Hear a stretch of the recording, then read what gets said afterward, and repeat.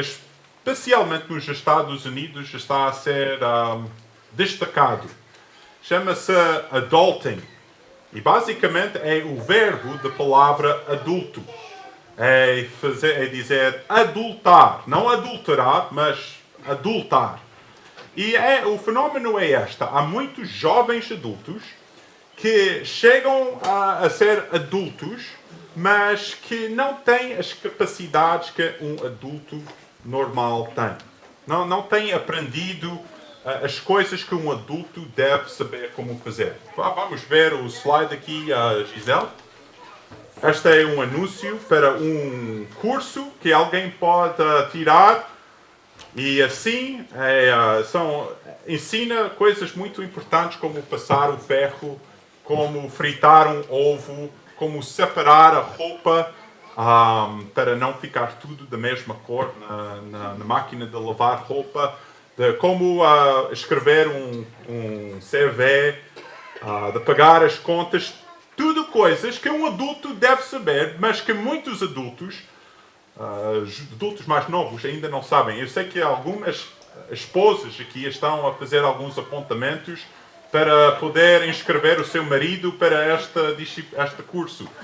Mas pronto, é triste quando um adulto não funciona com um adulto. Não esperamos que uma criança saiba como mudar um pneu, ou ver o nível do óleo, ou pagar uma conta.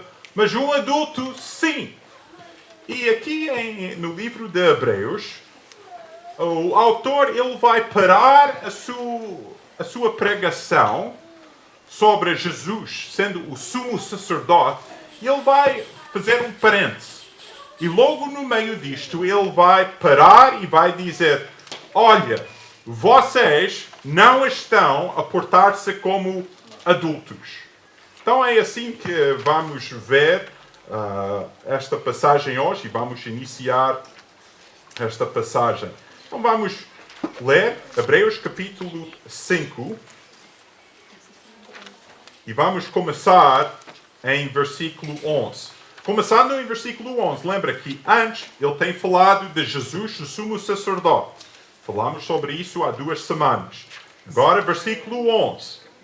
Do capítulo 5, do qual muito temos que dizer de difícil interpretação. Isto só para vos encorajar. Se alguma vez pensares que as coisas da Bíblia são um pouco difíceis de compreender, não estás sozinho. Até a própria Bíblia diz que há coisas que são difíceis de compreender. Mas continuando. Diz: porquanto vos fizeste negligentes para ouvir, porque devendo já ser mestres pelo tempo, ainda necessitais de que se vos torne a ensinar quais sejam os primeiros rudimentos, primeiros ensinamentos das palavras de Deus. E vos haveis feito tais que necessitais de leite e não de sólido mantimento. Porque qualquer que ainda se alimenta de leite não está experimentado na palavra de justiça, porque é menino.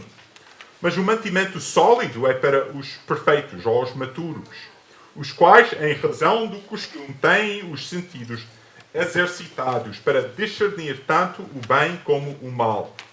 Capítulo 6. Por isso, deixando os rudimentos da doutrina de Cristo, prossigamos até a perfeição, não lançando de novo o fundamento do arrependimento de obras mortas e da fé em Deus, e da doutrina dos batismos e da imposição das mãos e da ressurreição dos mortos e do juízo eterno. Isto faremos se Deus o permitir.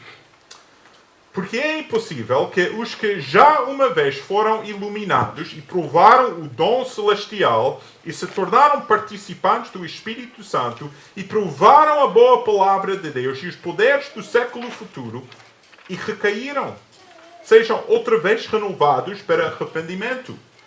Pois assim, quanto a eles, de novo crucificam o Filho de Deus e o expõem ao vitupério. Porque a terra que embebe a chuva, que muitas vezes cai sobre ela, e produz erva proveitosa para aqueles que, por quem é lavrada, recebe a bênção de Deus. Mas a que produz espinhos e abrolhos é reprovada e perto está da maldição, e o seu fim é ser queimada. Mas de vós, ó amados, esperamos coisas melhores e coisas que acompanham a salvação, ainda que assim falamos. Porque Deus não é injusto para se esquecer da vossa obra e do trabalho, do amor, para com o seu nome mostraste, enquanto serviste aos santos e ainda servis. Mas desejamos que cada um de vós mostre o mesmo cuidado, para completa certeza da esperança até o fim, para que vos não façais negligentes, mas sejais imitadores dos que, pela fé e paciência, herdam as promessas. Vamos, neste momento, orar. Deus bondoso, esta manhã chegamos a Ti pedindo a Tua bênção sobre a pregação da Tua palavra. Eu sou um vaso de barro, mas eu oro que hoje este instrumento, a minha voz, possa transmitir tesouros com valor incalculável. E, Senhor, eu oro que cada pessoa aqui possa ouvir com ouvidos abertos, com corações prontos para correr a carreira que nos está proposta em obediência e com fé. Abençoa agora a pregação da Tua palavra, em nome de Jesus. Amém. O título da mensagem hoje é Prosseguir ou Desistir. Prosseguir ou desistir. Ele, nesta passagem, ele vai falar sobre a imaturidade, sinais de imaturidade e também sinais, evidência de alguém que realmente é um crente verdadeiro, que está a crescer e que está a trazer glória a Deus. Ele, de uma certa forma, nesta parte, está a ralhar com as pessoas. Ele está a chamar a atenção, está a mostrar que eles não estão a ouvir como devem a pregação da palavra de Deus. Portanto, em primeiro lugar, vamos ver os sinais de imaturidade. Quais são os sinais de imaturidade? Agora, ao ouvir isto, eu quero que nós olhamos para as nossas vidas e pede ao Espírito Santo para mostrar se há alguma evidência de imaturidade na tua vida esta manhã. Em primeiro lugar, ele destaca falta de desejo. Falta de desejo. Olha em versículo 11. Ele diz, do qual muito temos que dizer de difícil interpretação. Isso é uma desculpa? Não. Ele diz, porquanto vos fizeste negligentes para ouvir.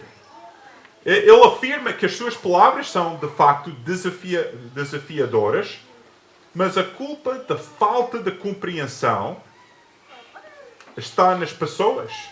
Literalmente, a palavra aqui tem a ideia de serem ouvintes preguiçosos. Eles não estão a ouvir com ânimo. Eles não estão a ouvir com atenção. Ouvir e ouvir bem para aprender é uma disciplina. E isto tem aplicação para este momento agora. Não pensa que só por estares aqui, ouvir o som da minha voz a falar da Bíblia, que isso tem proveito pela tua vida. É preciso ter ouvidos para ouvir. Estás a ouvir com ouvidos para ouvir e receber? Ouvir a palavra de Deus é um trabalho santo e de maior importância. E ele diz, vocês não estão a ouvir com atenção. Em Romanos 10 diz, a fé é pelo ouvir e o ouvir pela palavra de Deus. Ouviram isso? A fé é resultado de ouvir com atenção a palavra de Deus. Então, se a tua fé está fraca hoje, possivelmente precisas de ouvir com mais atenção a pregação da palavra. Também esta negligência em ouvir reflete uma falta de desejo. É realmente um sinal da falta de vontade espiritual. É apatia ou satisfação de onde estás agora, sem desejo de crescer espiritualmente. A verdade é esta: se tu não vês a tua grande necessidade de crescer na palavra, tu és imaturo espiritualmente. Percebem isso? Se tu hoje não estás aqui a pensar, eu preciso disto, eu não sei, eu preciso compreender, preciso crescer, preciso saber mais. Se não tens aquele espírito, é um sinal de imaturidade espiritual. Só os maturos na fé, as pessoas que estão a crescer, reconhecem o quanto ainda têm para aprender e para pôr em prática nas suas próprias vidas. A questão, possivelmente, hoje é esta. Estás aí sentado e pensas, David, pronto, quero desejar mais a Deus, mas a questão é esta: como desejar a Deus quando não sinto muito desejo? Ora, que Deus mude o teu coração. Roga a Deus por um coração aberto e desejoso dele. Deseja e busca a Deus, especialmente quando estás a sentir com pouca vontade.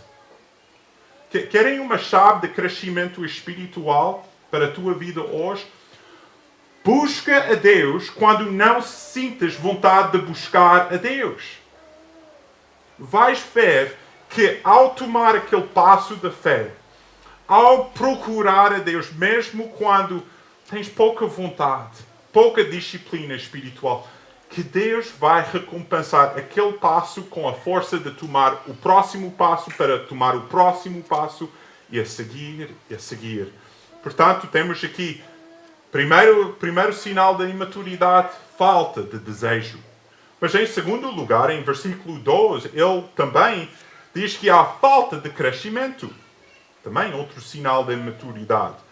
Ele diz, embora a esta altura já devessem ser mestres, vocês precisam de alguém que lhes ensine novamente os princípios elementares. Ele está a dizer, já devia estar na altura de eles a ensinar e compreender bem estas verdades. Está a dizer, vocês já devem perceber isto. Já devem estar a atingir esta etapa. São como um adulto que está no primeiro ano da escola. O problema não é com a matéria, é com o aluno que não quer aprender. E na vida cristã estamos sempre a aprender. E não só a informação ou a doutrina, é aprender como fazer e viver, eventualmente para ensinar. No livro de Esdras, Esdras foi um de Deus. Em Esdras 7:10 diz o seguinte: Esdras tinha preparado o seu coração para buscar a lei de Deus, a lei do Senhor, para cumpri-la, para obedecer e para ensinar em Israel os seus estatutos e os seus juízos. Estão a ver aquele padrão? Aprender, obedecer, ensinar. Agora, se tu estás aqui hoje e és crente, cristão verdadeiro, tu és, de uma certa forma, um mestre. Tu deves estar a ensinar outros, a discipular outros. Isto pode ser dentro da tua casa, isto pode ser no contexto da igreja, mas todos nós que estamos a seguir a Cristo estamos a aprender e ensinar. Aprender e ensinar. Se há uma falha de aprendizagem, já não podemos ensinar. Se há só acúmulo de aprendizagem, vamos ficar simplesmente vaidosos e orgulhosos no nosso conhecimento, mas sem pôr em prática. Ou seria tão bom se esta igreja fosse uma igreja cheia de pessoas a crescer consistentemente e ensinar outros e fazer discípulos de outras pessoas. falta de crescimento. Pondera aqui, neste momento, o teu ritmo de crescimento espiritual. Estás a crescer? Tu és mais sensível ao teu pecado hoje do que há um ano? És mais paciente e pronto a perdoar do que eras há 6 meses? Tens uma compreensão maior da palavra de Deus? Estás a produzir fruto espiritual? Mas em terceiro lugar, terceira característica de imaturidade é falta de discernimento. Para em versículo 13. Diz, qualquer que ainda se alimenta de leite não está experimentado na palavra da justiça, porque é menino. Depois, em versículo 14. Mas o mantimento sólido é para os maturos, os quais, em razão do costume, têm os sentidos exercitados para discernir. Para naquela palavra, discernir tanto o bem como o mal. Esta é a capacidade de distinguir o bem e o mal. Ele está a dizer, vocês não têm aquela capacidade. Esta é uma sensibilidade, o discernimento é uma sensibilidade forte à palavra de Deus e ao mover do Espírito Santo. É impossível ter discernimento espiritual com a tua Bíblia fechada e nunca estar em oração. Porque Deus, Ele equipa o nosso sentido de discernimento através da palavra e da oração. Nós precisamos desta capacidade de discernir para as coisas boas, para desfrutar das coisas boas. Um jantar delicioso ao pôr do sol para desfrutar e discernir os sabores da carne, da sopa. Isso tudo é uma bênção. Precisamos desta capacidade de discernimento para saborear as verdades que estão aqui.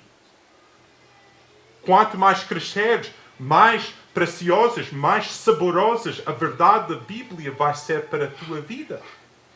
Mas não só para saborear e desfrutar do bem da palavra de Deus, mas também para guardar-nos do mal.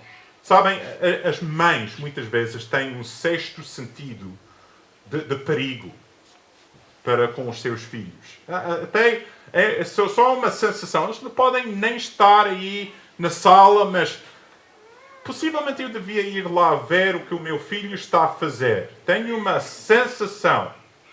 É um discernimento vindo da experiência que guarda e proteja do mal. Oh, meus amigos, nós precisamos disto na nossa vida espiritual. De guardar contra o mal. Porque o mal é tão astuto.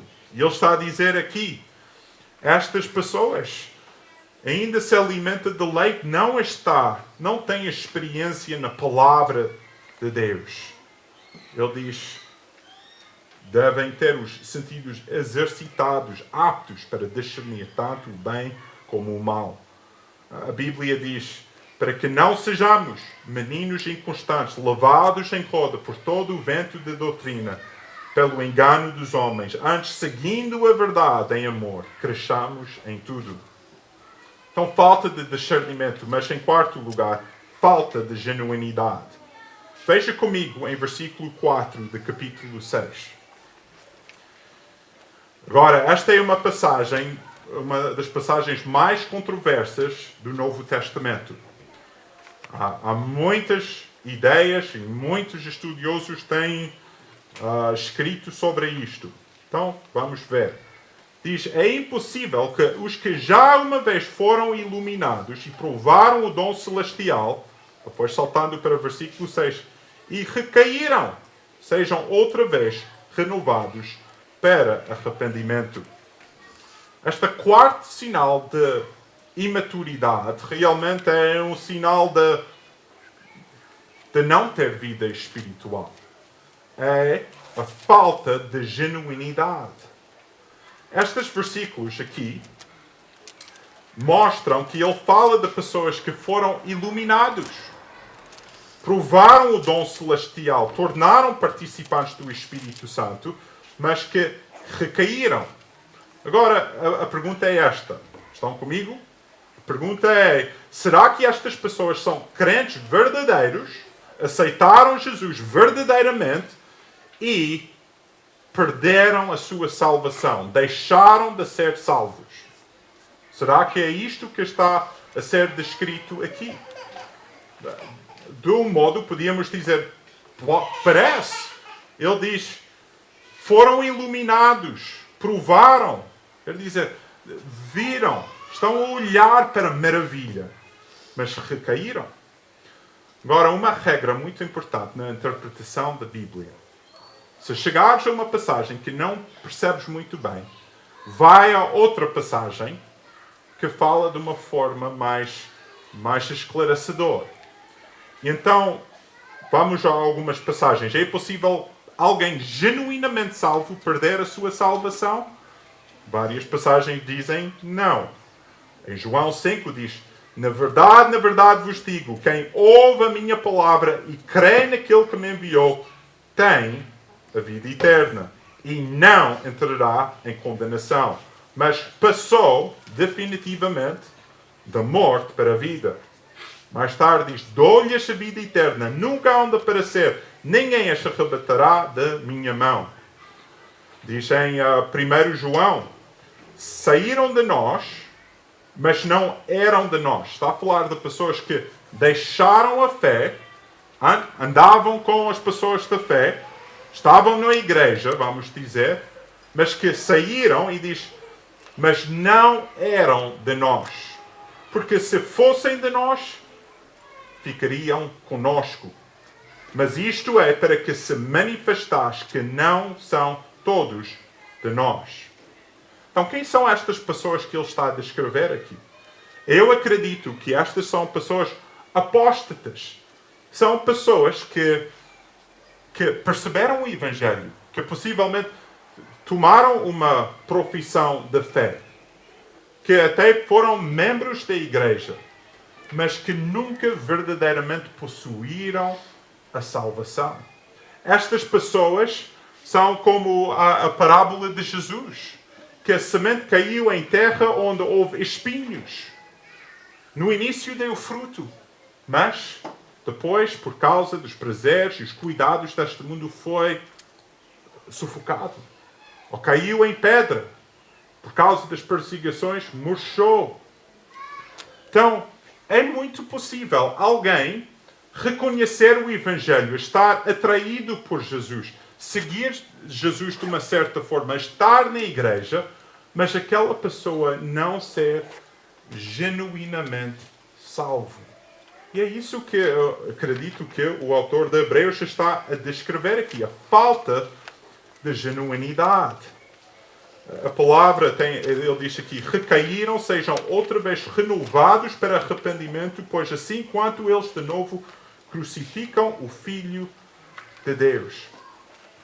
Ele está a dizer, estas pessoas que ouviram o Evangelho, que até possivelmente demonstraram fruto do Espírito Santo, quando deixam tudo o que ouviram e em vez de acreditar nisso, deixam, eles estão, como diz aqui, em versículo 6, quanto eles de novo crucificam o Filho de Deus e o expõem ao vitupério. Vou fazer uma ilustração para perceberem um pouco melhor. Imagina que hoje eu inscrevesse na Maratona de Lisboa e eu dizia, olha, para mim, eu sou um grande atleta, inscrevi-me na maratona, eu podia ir até lá e correr alguns quilómetros, digo, olha para o meu dorsal, tão bonito, mas eu não posso dizer que sou maratonista e que corri a maratona se eu desisto depois de 2 ou 3 quilómetros. Eu posso ter o dorsal, posso estar aí com toda a gente, mas só quem acaba a corrida, mesmo se for em 5 horas ou 6 horas, pode dizer que correu uma maratona. E é assim com a palavra de Deus e o Evangelho. Agora, avalia o teu coração. A Bíblia diz: examinai-vos a vós mesmos, se permaneceis na fé. Provai-vos a vós mesmos. Ele diz mais tarde, reparem em versículo 7, ele faz uma ilustração. Diz: a terra que embebe a chuva muitas vezes cai sobre ele. Em certa terra produz erva proveitosa, e em outra produz espinhos e abrolhos. É reprovada, e perto está da maldição. O seu fim é ser queimada.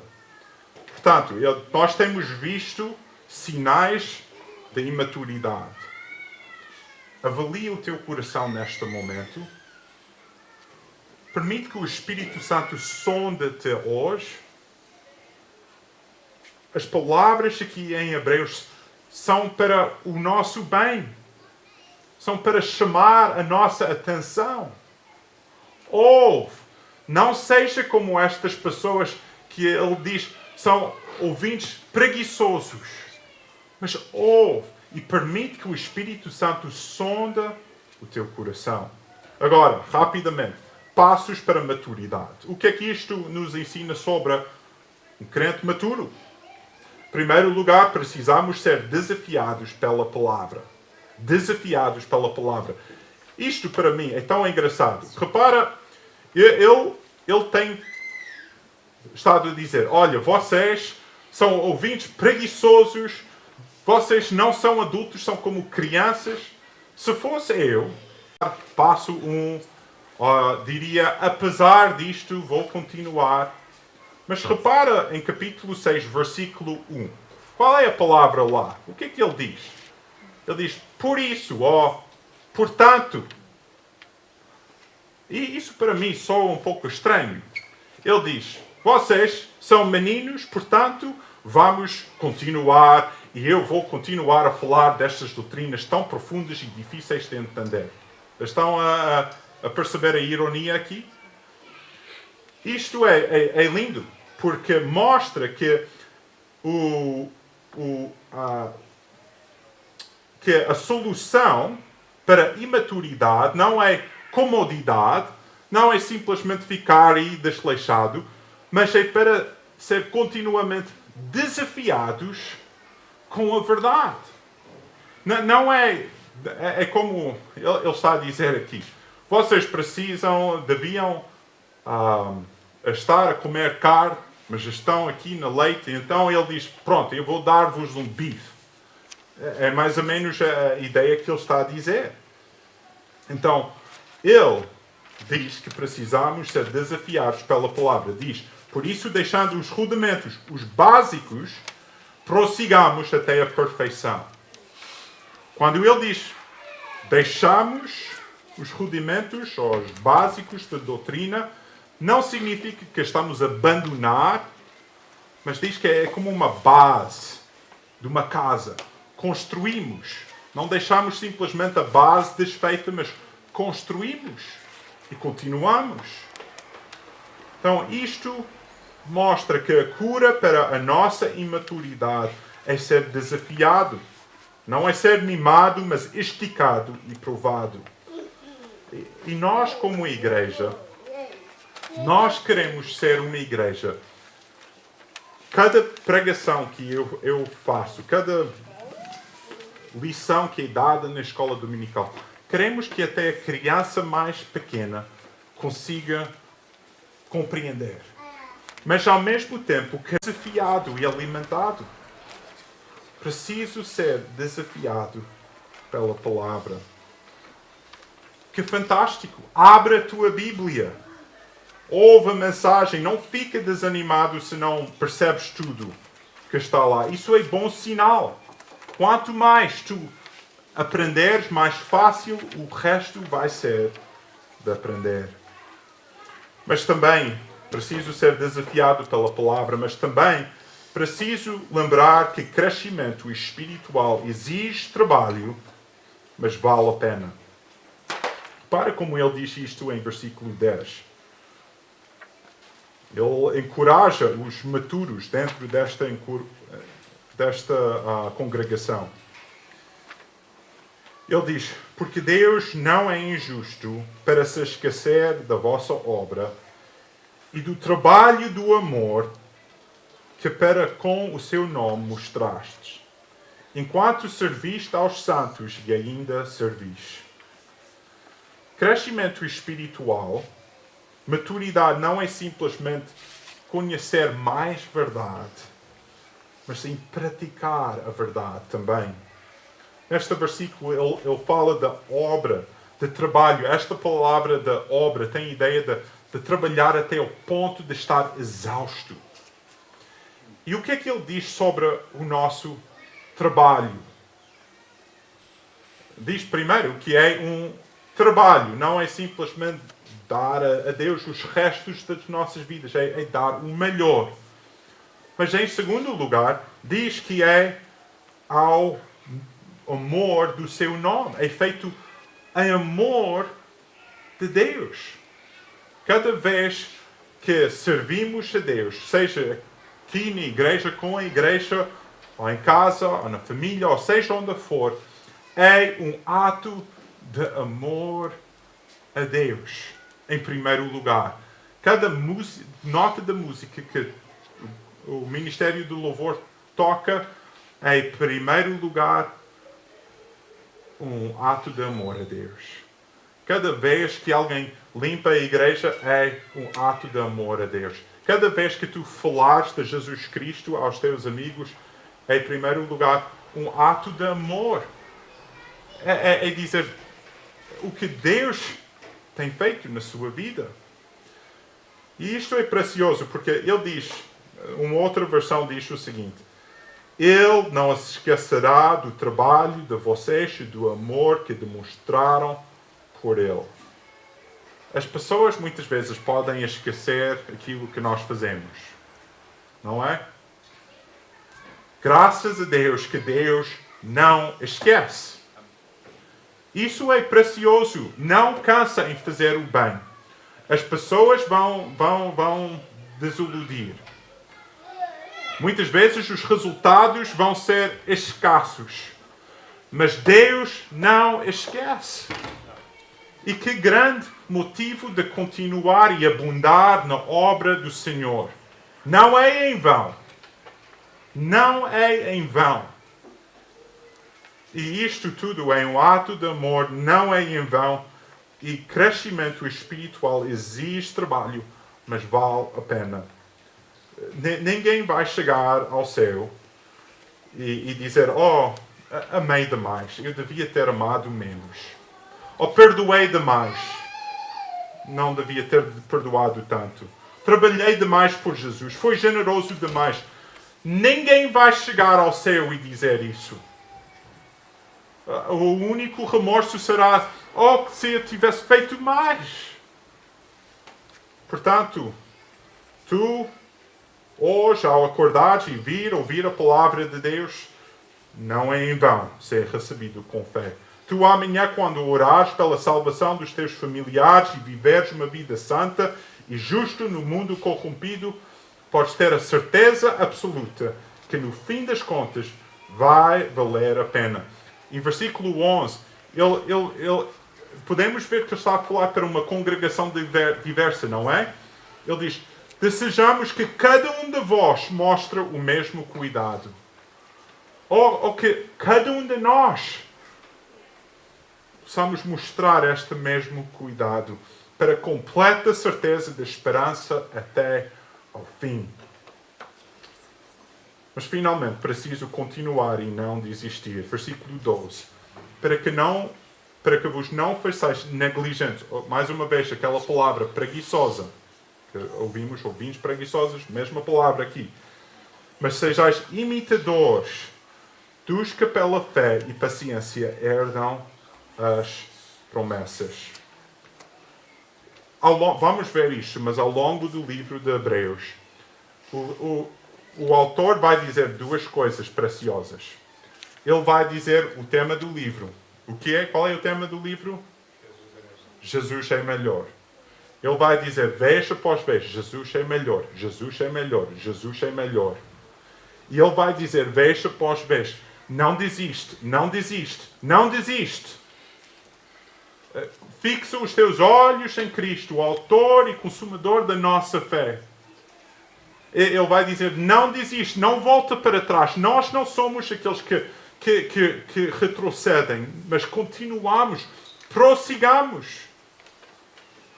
Então a escolha hoje é esta, vamos prosseguir ou vamos desistir? Quero terminar desta forma. Mostra, se faz favor.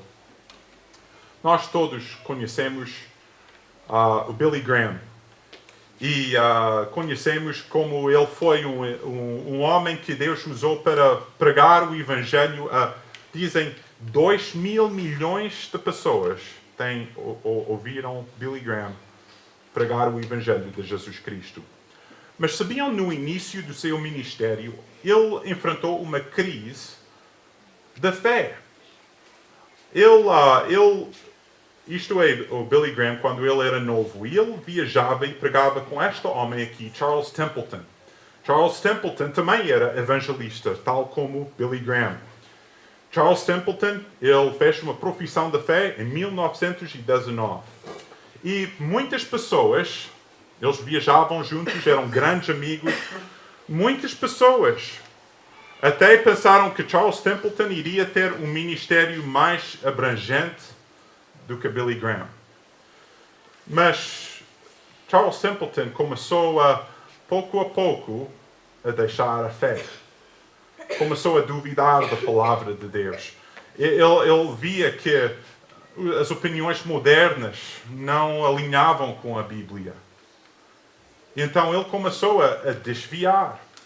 E houve um momento, isto foi em 1949, salvo erro, que ele confrontou Billy Graham. E vou ler, esta vem de um trecho de um artigo. O que leva um evangelista a converter-se ao ateísmo, isto é, render-se a um sistema que consiste na exata negação dos fatos que ele pregava. Esta, falando de uma revista que falou disto.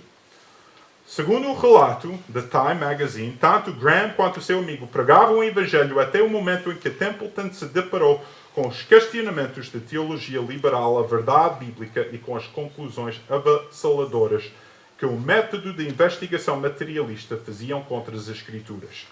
Houve um momento em que os dois homens estavam juntos.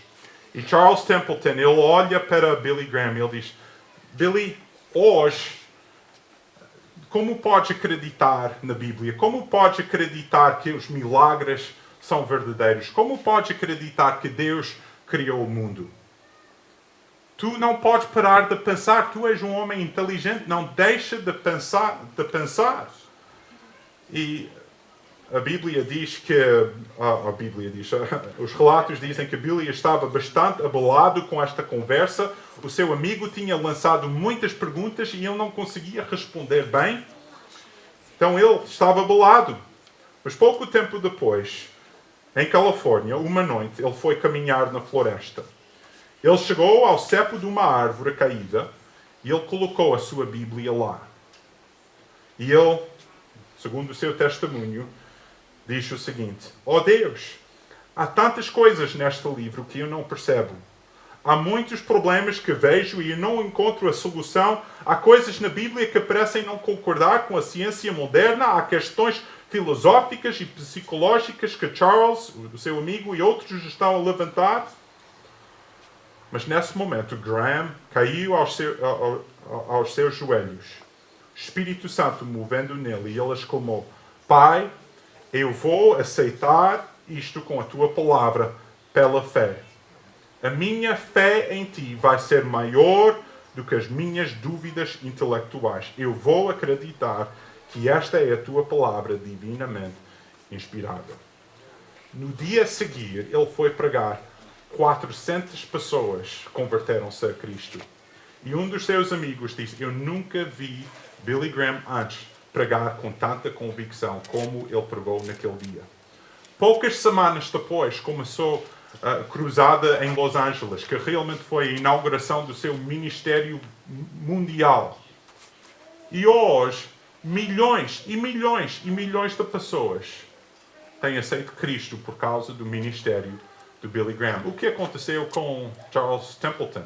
Vamos para o próximo slide. Ele escreveu um livro, um adeus, ou uma despedida a Deus. Ele diz: as minhas razões por rejeitar a fé cristã. Ele morreu em 2002, mas deixa-me ler. Este é um livro que vem da biblioteca da igreja. E este autor, ele foi entrevistar a Charles Templeton no fim da sua vida. Muito interessante. O entrevistador fala sobre Jesus e Templeton responde no fim desta conversa. Foi aí que Templeton proferiu as palavras que jamais esperaria ouvir dele. E se eu puder colocar dessa maneira, disse com a voz começando a ficar embargada, eu sinto falta dele. Para falar, o entrevistador estava a perguntar, e Jesus? E ele diz, sinto falta dele. Lágrimas inundaram os seus olhos, girou a cabeça e olhou para baixo, levantando a sua mão esquerda para esconder o rosto de mim. Seus ombros estremeciam enquanto chorava. O que estava acontecendo? Foi esse um lampejo inesperado da sua alma? Eu vi-me atraído em sua direção e quis confortá-lo. Ao mesmo tempo, o jornalista em mim queria ir até ao fundo no motivo dessa reação. Sentia falta de Jesus. Porquê? Sentia falta dele como? Com voz suave, perguntei, de que maneira? Templeton fez um esforço para recompor-se. Podia perceber que não era do seu feitio perder o controle na frente de um estranho, suspirou fundo e enxugou uma lágrima.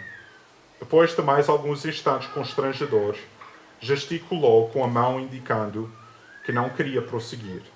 Finalmente, calmo, mas resoluto, insistiu. Chega desse assunto. Que triste.